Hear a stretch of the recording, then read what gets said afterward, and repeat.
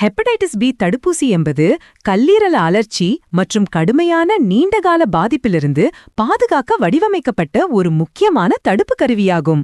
Hepatitis B வைரசுக்கு எதிராக நோய் எதிர்ப்பு சக்தியை வழங்குவதன் மூலம் இந்த தடுப்பூசி நாள்பட்ட ஹெப்படைட்டிஸ், கல்லீரல் இழைநார் வளர்ச்சி மற்றும் கல்லீரல் புற்றுநோய் போன்ற உயிருக்கு ஆபத்தான நிலைமைகளுக்கு எதிராக முதன்மை பாதுகாப்பாக செயல்படுகிறது.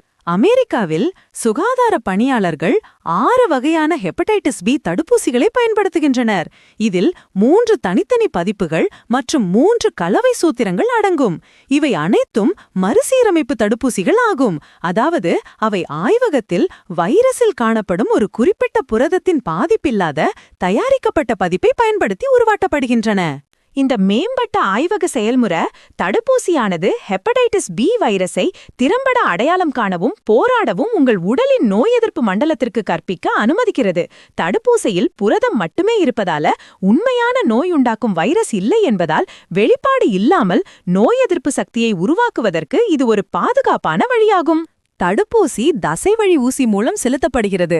பொதுவாக கையின் டெல்டாய்ட் தசையில அல்லது கைக்குழந்தைகளுக்கு தொடையில செலுத்தப்படுகிறது. முழுமையான பாதுகாப்பை அடைய பயன்படுத்தப்படும் குறிப்பிட்ட பிராண்ட் மற்றும் சூத்திரத்தை பொறுத்து தடுப்பூசி பொதுவாக 2, 3 அல்லது 4 அளவுகளின் தொடராக வழங்கப்படுகிறது. கைக்குழந்தைகளுக்கு ஆரம்பகால பாதுகாப்பை உறுதி செய்வதற்காக வழக்கமான தடுப்பூசி அட்டவணை மிகவும் குறிப்பிட்டது. முதல் டோஸ் பொதுவாக பிறந்த உடனேயே கொடுக்கப்படுகிறது. அதைத் தொடர்ந்து 2 மாத வயதில் 2வது டோஸ் கொடுக்கப்படுகிறது. முதன்மை தொடரில் இறுதி டோஸ் 6 முதல் 18 மாத வயதிற்குள் நிர்வகிக்கப்படுகிறது. குழந்தை பருவத்தில தடுப்பூசி பெறாத 11 முதல் 15 வயதுக்குட்பட்ட இளம் பருவத்தினர் நீண்டகால பாதுகாப்பை உறுதி செய்வதற்காக தொடரை முடிக்க வேண்டும். கூடுதலாக தடுப்பூசி போடப்பட்ட ஒரு நபர் பின்னர் வைரசுக்கு ஆளாக நேர்ந்தால் பூஸ்டர் தேவையா என்பதை தீர்மானிக்க மருத்துவர்கள் ஆன்டிபாடி அளவை சரிபார்க்கலாம். தற்போதைய வழிகாட்டுதல்கள் ஒருபோதும் தடுப்பூசி போடப்படாத 19 முதல் 59 வயதுக்குட்பட்ட அனைத்து பெரியவர்களும் ஹெப்படைட்டிஸ் பி தடுப்பூசி தொடரை பெற வேண்டும் என்று பரிந்துரைக்கின்றன. இந்த வயது குழுவிற்கான இந்த உலகளாவிய பரிந்துரை வைரஸின் ஒட்டுமொத்த பரவல் மற்றும் தாக்கத்தை கணிசமாக குறைப்பதை நோக்கமாக கொண்டுள்ளது.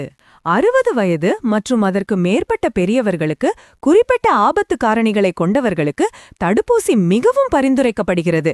இதில் சுகாதார பணியாளர்கள், பொது பாதுகாப்பு அதிகாரிகள் மற்றும் ஹெப்படைட்டிஸ் பி பொதுவாக இருக்கும் பகுதிகளுக்கு பயணம் செய்பவர்கள் அடங்குவர். இந்த குழுக்கள் தங்கள் வேலை அல்லது சூழல் மூலம் சாத்தியமான வெளிப்பாட்டின் அதிக வாய்ப்பை எதிர்கொள்கின்றன. நாள்பட்ட சுகாதார நிலைமைகளுடன் வாழும் நபர்களும் தடுப்பூசிக்காக முன்னுரிமை அளிக்கப்படுகிறார்கள். இதில் நாள்பட்ட கல்லீரல் நோய், HIV தொற்று அல்லது டயாலிசிஸ் தேவைப்படும் சிறுநீரக செயலிழப்பு உள்ளவர்கள் அடங்குவர். இந்த நபர்களை பாதுகாப்பது முக்கியம். ஏனெனில் உடல் ஏற்கனவே பிற சுகாதார பிரச்சினைகளை கையாளும் போது வைரஸ் மிகவும் கடுமையான சிக்கல்களை ஏற்படுத்தும். சில வாழ்க்கை முறை காரணிகள் மற்றும் சூழல்களும் தொற்று நோய்க்கான ஆபத்தை அதிகரிக்கின்றன. ஊசி மூலம் போதைப்பொருள் பயன்படுத்துபவர்கள், பல பாலியல் கூட்டாளிகளை கொண்டவர்கள் மற்றும் சிறைச்சாலைகள் அல்லது ஹீமோடயாலிசிஸ் மையங்கள் போன்ற அதிக ஆபத்துள்ள இடங்களில் வசிப்பவர்கள் அல்லது வேலை செய்பவர்களுக்கு தடுப்பூசி பரிந்துரைக்கப்படுகிறது. அங்கு வைரஸ் எளிதாக பரவக்கூடும். குறிப்பிட்ட ஆபத்து காரணிகள் இல்லாத 60 வயது மற்றும் அதற்கு மேற்பட்ட பெரியவர்கள் தனிப்பட்ட பாதுகாப்பிற்காக தடுப்பூசி போட தேர்வு செய்யலாம். இருப்பினும் இந்த வயது குழுவில் நீரிழிவு நோய் உள்ளவர்கள் தங்கள் குறிப்பிட்ட சுகாதார தேவைகளுக்கு சிறந்த தடுப்பூசி உத்தியை தீர்மானிக்க முதலில் தங்கள் சுகாதார நிபுணரை அணுக வேண்டும். எந்த ஒரு தடுப்பூசியையும் நிர்வகிக்கும்போது பாதுகாப்பு மிக முக்கியமானது. தடுப்பூசியின் எந்த ஒரு அங்கத்திற்கும் கடுமையான உயிருக்கு ஆபத்தான ஒவ்வாமை எதிர்வினை ஏற்பட்ட எவருக்கும் இது கொடுக்கப்படக்கூடாது. குறிப்பாக பேக்கர் ஈஸ்டுக்கு கடுமையான ஒவ்வாமை வரலாறு உள்ளவர்கள் இதை தவிர்க்க வேண்டும். ஏனெனில் ஈஸ்ட் உற்பத்தியில் பயன்படுத்தப்படுகிறது. ஒரு நபர் தற்காலிக, மிதமான அல்லது கடுமையான நோயால் பாதிக்கப்பட்டிருந்தா நபர் முழுமையாக குணமடையும் வரை தடுப்பூசியை தாமதப்படுத்த சுகாதார பணியாளர்கள் பொதுவாக பரிந்துரைப்பார்கள். இது செயலில் உள்ள தொற்று நோயின் தலையீடு இல்லாமல் நோய் எதிர்ப்பு மண்டலத்தால் தடுப்பூசிக்கு திறம்பட பதிலளிக்க முடியும் என்பதை உறுதி செய்கிறது. பெரும்பாலான மக்கள் ஊசி போட்ட பிறகு லேசான பக்க விளைவுகளை மட்டுமே அனுபவிக்கிறாங்க. இந்த பொதுவான எதிர்வினைகள்ல ஊசி போட்ட இடத்துல வலி, சிவத்தல் அல்லது வீக்கம், லேசான காய்ச்சல், சோர்வு அல்லது தலைவலி ஆகியவை அடங்கும்.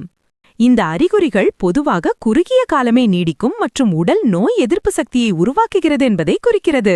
கடுமையான ஒவ்வாமை எதிர்வினைகள் மிகவும் அரிதானவை என்றாலும் கல்லீரல் நோயை தடுப்பதன் நன்மைகள் பெரும்பாலான மக்களுக்கு ஆபத்துகளை விட அதிகமாகும்.